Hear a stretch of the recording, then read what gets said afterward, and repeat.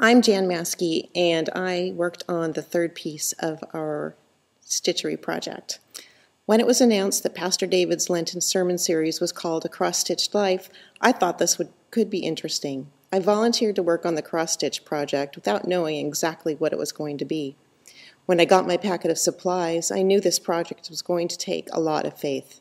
Faith that I could finish it on time, faith that the pattern, covered with squares and small symbols, really small symbols, actually represented something, and faith that the colors antique violet, beige brown, hazelnut brown, coffee bean, gray green, green gray, fern green, hunter green, avocado green in regular medium and dark varieties, and chartreuse could be morphed into an arm and a hand.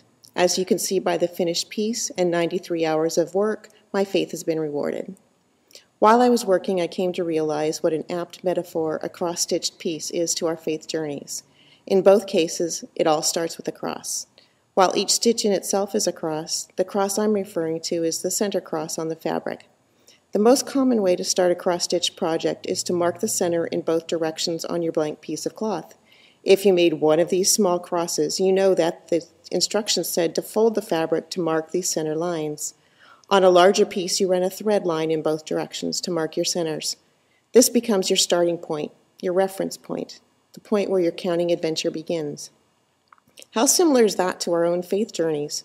The Christian faith starts with the cross. Belief that Jesus was the Son of God and he sacrificed his life to save ours is where it all begins. We need that starting point, that reference point, because the journey from here can move in many directions and in many different shades. There are different ways to approach a cross-stitched piece. Some people start smack dab in the center and work their way to the edges, changing colors when needed. Some try to work in big sections of the same color. Sometimes I pick a color and try to follow it to the edge of the piece.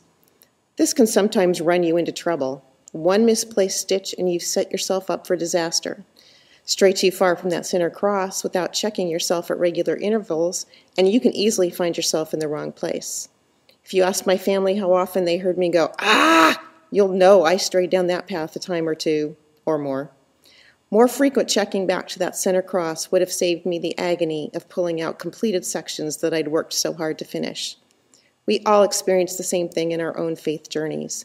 We head out in one direction, thinking we are on the right course. We may not be taking the time we need to stay in contact with the Lord, our center cross. Soon we find ourselves at a place we don't want to be. The only way to return to the right pattern in our lives is to focus back on our center cross. Some threads of our life may have to be removed, not what we would want to happen, but necessary to get us back on track. Like Debbie and Jean have already mentioned, it took a long time to see any rhyme or reason out of the hundreds and hundreds of stitches I made. It took until the final stitch to truly see the whole picture.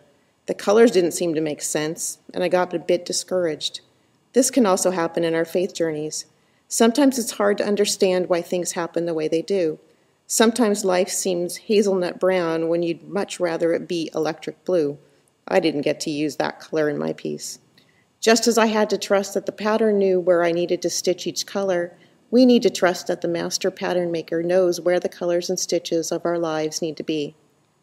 Now that the piece is finished, I can see the arm and parts of two hands. I'm still not sure I understand the colors, though. In our lives, we may never see the completed piece, but if we keep looking back at our center cross, Jesus, we know we're on the right track to make something beautiful. By the way, chartreuse ended up being my favorite color to work with.